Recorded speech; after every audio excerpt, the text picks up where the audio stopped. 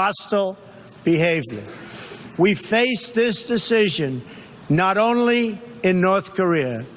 It is far past time for the nations of the world to confront another reckless regime, one that speaks openly of mass murder, vowing death to America, destruction to Israel, and ruin for many leaders and nations in this room. The Iranian government masks a corrupt dictatorship behind the false guise of a democracy. It has turned a wealthy country with a rich history and culture into an economically depleted rogue state whose chief exports are violence, bloodshed, and chaos. The longest suffering victims of Iran's leaders are, in fact, its own people.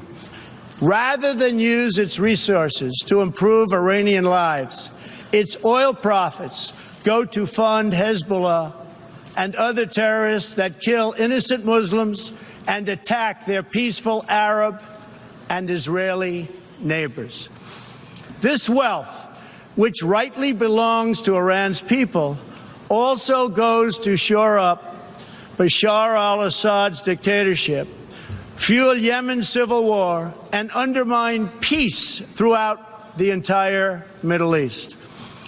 We cannot let a murderous regime continue these destabilizing activities while building dangerous missiles, and we cannot abide by an agreement if it provides cover for the eventual construction of a nuclear program.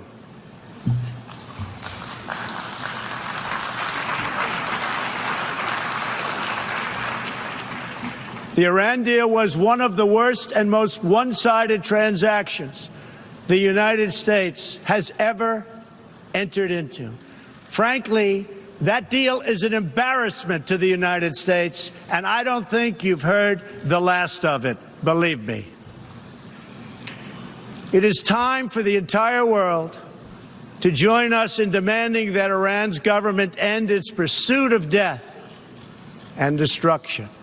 It is time for the regime to free all Americans and citizens of other nations that they have unjustly detained.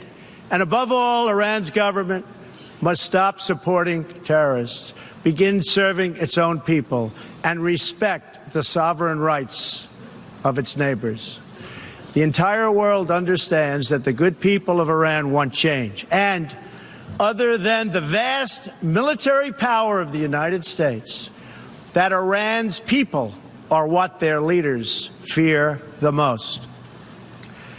This is what causes the regime to restrict internet access, tear down satellite dishes, shoot unarmed student protesters, and imprison political reformers.